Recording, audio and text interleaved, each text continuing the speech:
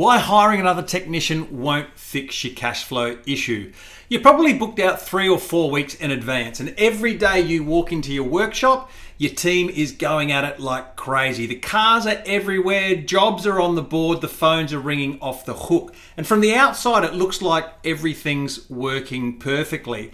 But when it gets to the end of the week and Friday comes around, you're looking in your bank account and you're left scratching your head wondering, well, where's all the money gone? So you do what most auto repair shop owners do. You think to yourself, if you just had another tech, you could get through more jobs, clear the backlog and make more money. And that thinking makes complete sense, but it's wrong. See, hiring another technician to clear your backlog is not going to fix your cash flow problem because you've got a profitability problem, not a capacity problem. And there's a really big difference.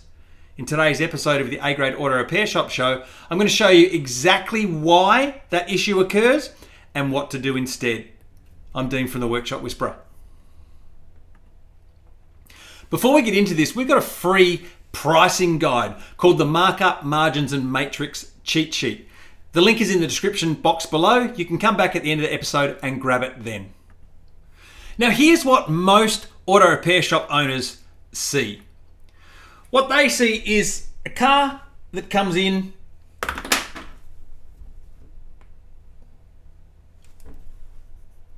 they see a car that comes into the workshop here, and what they hope to see is money come out here.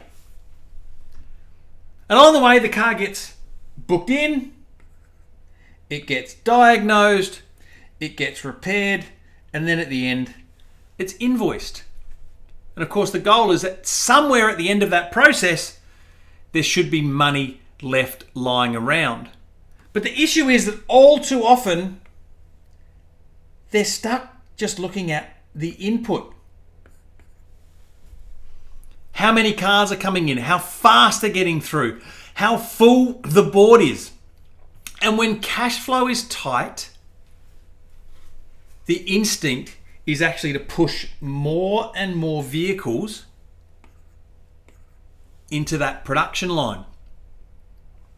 And they're thinking, well, if we're doing more cars and we're generating more jobs, then we're going to need another tech to handle the load.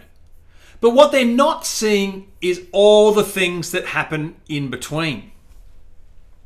On the left, we've got cars coming in. On the right, the goal is to have revenue and profit coming out. But in between, there's 5 checkpoints. And this is where the money is either made or it's lost. And most auto repair shops aren't looking at them because they're simply staring at the left side of that line. They want more input, but the problem is here in the middle. Let's talk about what those 5 checkpoints actually are. Well, your first checkpoint is your labour rate.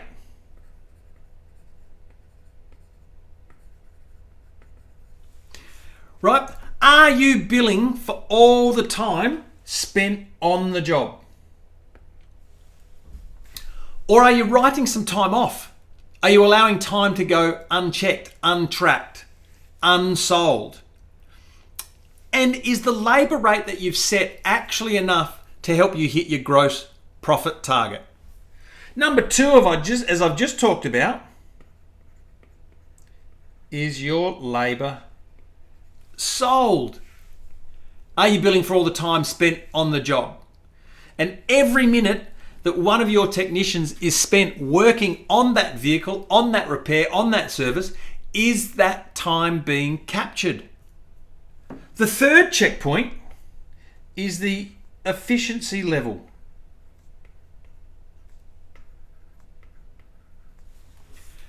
Right, is the job being completed within the recommended time?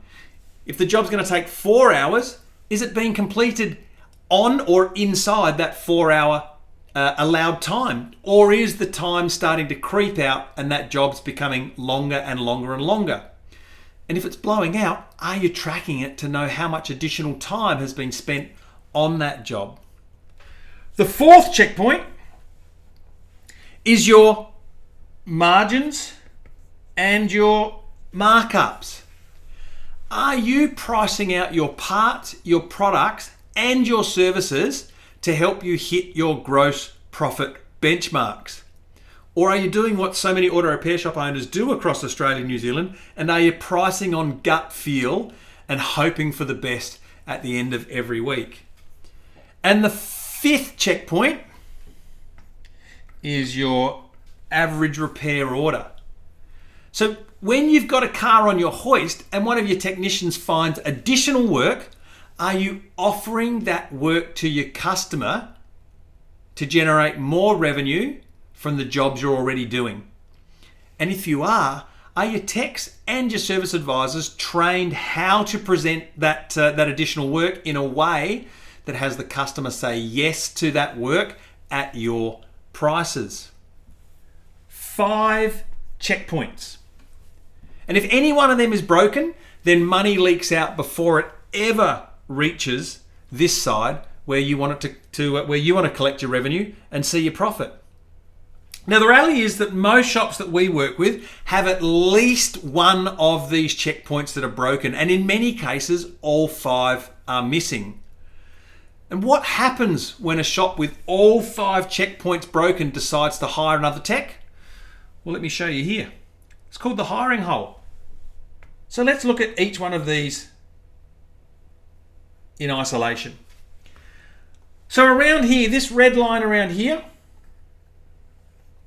this is your new tech's wage. And no matter how well they perform, how productive they are or are not, the reality is that you are going to have to pay 100% of that technician's wage. But just imagine for a second that you're looking down a bucket, and what you're seeing here in this red line is actually the bottom of the bucket. Well, every one of these checkpoints is like a hole inside that bucket. So we've got a hole here, labour rate. If you're undercharging for your tech's time, if you're not charging within benchmark levels, or you don't charge enough per hour sold to hit your labour percentage, then that's money that's falling out the bottom of the bucket. Let's look at the next one. We've got labour sold. If you bring in another pair of hands, but you're not time clocking, you're not tracking the amount of the amount of time that is spent on a job, and you're not adding that to the invoice, that's another hole in the bottom of the bucket. The next one we've got is efficiency. If you bring in a new technician, but they're slow, they're not as skilled, not as experienced as you require, and jobs start blowing out, well, the efficiency rate goes down. You might have a job that you're billing 2 hours for, but it takes four hours to complete, and you don't add that time on. Well, instead of, you've just halved your hourly labour rate. You might be charging out at $150 an hour, but you're only making 75 because of the time blowouts. We've got the margins and markups. If you're pricing on gut feel, if you're not applying the correct multiple or margins to the parts and products that you're using to complete the jobs you've got to do, then you are going to be leaving money on the workshop floor. You won't be making your parts margin that you're required to on every job to help you hit your gross profit level, but again, you're still paying full tote odds for the technician for their wage. And the last is the average repair order. If your new tech doesn't know how to sell, doesn't feel confident in selling, or you don't have a process for them to follow so they can recommend additional work, that's another hole in the bottom of the bucket. And what does that mean? Well, it means you've actually got that tech generating less income from the work they're doing. So what you're making on the job shrinks. It's now here.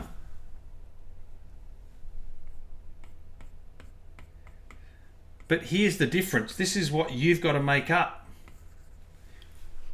And that's got to come from other areas in the business, which at many times is the profit you thought you were going to make out of each job. So let's look at this one more way. Call it the funnel fix. Let me just move this up here. The funnel fix. Let's think about shop A. And let's call this one shop B. So shop A hasn't taken the time to understand where money is leaking out of their business. Those holes we said. So they don't know that there might be a leak here, there might be a leak here, there might be a leak here, there might be a leak here, and maybe there's a leak here. We know them to be labour rate, labour sold, efficiency level, margins and markup, average repair order. But what this owner thinks is, well, you know what? I've got 2 techs already. What I'll do is I'll add in another technician. And what we'll do more jobs, we'll tip more in here. What they think is going to happen is that that's going to generate more revenue. But what do we actually see already? Well, if they haven't fixed this leak, we've got dollars leaking out here. If they haven't fixed this leak, they got dollars leaking out here. But they keep booking in jobs. And now they've got money leaking out here, money leaking out here. But still they think, we still need to be busier. They might even get crazy and put another tech in. Want to add in more jobs, more work. And the same thing happens. Yep, sure, we see more jobs going in. But now we've got more pressure inside a leaky bucket. And so what actually happens is the money just comes out faster. So your team looks busier.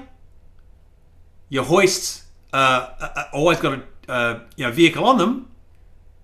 Phones are ringing more frequently, but you still end up at the end of every week going, well, where's the money? Well, it's because the money's leaked out. It's fallen out somewhere in here. It's a leaky pipe, a leaky system. And so what happens is this never fills up the way you're expecting. But what about shop B? Well, they've probably gone to the effort of going, well, we had these holes. Yep, sure. We had this one, we had this one, we had this one, we had this one. We don't know, we've got the average repair order one yet. But they've actually gone, you know what? Let's fix that leak. Let's fix that leak. Let's fix that leak, and let's fix that leak. Well, we might only have 2 here tipping jobs in, but guess what? As we tip that work in, it's not leaking out the bottom. Tip more work in, it's not leaking out the bottom. Tip more work in, it's not leaking out the bottom. Maybe they've got a leak here, and so there's some coming out here. But they check that. They go and plug that one as well. And guess what? Now the money keeps filling up. Here's the interesting part, because for shop B, when they finally get to the point of going, well, we're going to add in another tech now.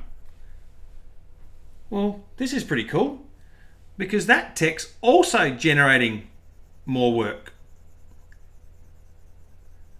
But it's not leaking outside the bucket.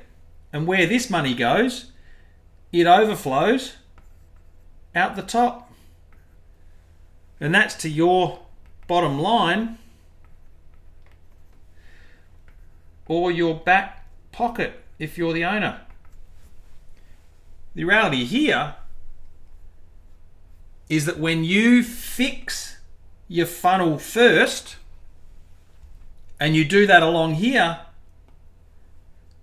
well, what you see at the other end, the revenue and the profit, actually does start to fill up and does start to grow.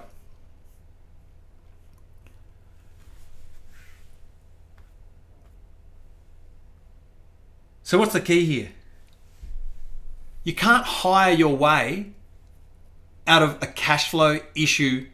It's like changing hoses to try and fill a leaky bucket. You need to do what shop B owner does first and fix the holes, fix your cash flow issue from the inside out. The benefit here meaning you got less noise, less stress. You might have to do fewer jobs and you'll actually end up with a better financial result.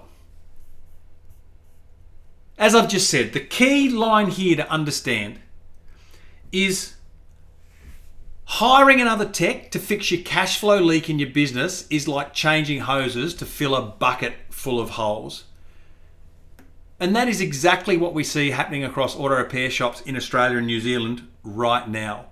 Owners that are throwing more people at a problem, and it's a problem that more people won't fix. So here's the 3 questions I want you to sit with. Number 1, are you fixing the right problem? Are you fixing it by throwing money at it? Or are you fixing it by looking at your labour rate, your labour sold, your efficiency levels, your margins, your markups, or your average repair order? Right, most owners are chasing more cars when the actual problem to solve is a leaky bucket. Question 2 is, are you measuring what actually matters? Along your production line, are you measuring the 5 key profit leaks? Labour rate, labour sold, efficiency level, margins and markups, average repair order.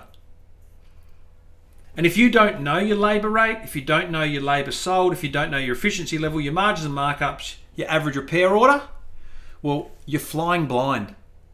And flying blind is both expensive and dangerous.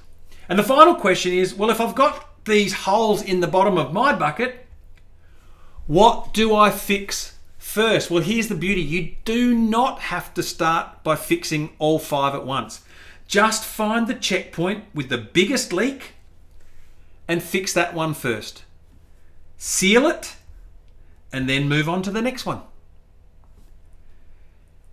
The key is that the shops that get this right see a real difference in their cash flow fast. And we're not talking in 6 months from now, we're talking like in weeks. Over 2-3 weeks, they get an improved cash flow position and they'll see a difference in their profitability. And the beauty is they can do that with the same job count and the same number of technicians. So they're not adding to their wages bill or their operating expenses. They're generating more money from the jobs they're already doing while seeing more left over at the end of the week. Here's the important shift. Stop looking outside the business for a solution and look inside first, because the leak isn't at your front door and it's not at what's left. It's in the middle. It's in your production line. And the most successful auto repair shop owners that we see, the ones that are running 7-figure businesses with less stress and a team that outperforms a bigger team, well, they figured this out. They know they can make more money with fewer of the right people, not bringing in more of the wrong people or adding to the problem that more people just can't fix. So fix your leaks, fill your funnel, and see it overflow to your bottom line and your back pocket. Now, if this episode has you thinking differently about your business and you'd like to find out how we help auto repair shop owners to fix the leaks inside their workshop operations, click the links in the description below. There's no pressure and there's no sales calls, just clear information to help you make a decision if now is the right time and the engine room might be the right fit to help you with your auto repair shop. And I'll see you on the next episode of the A Grade Auto Repair Shop Show.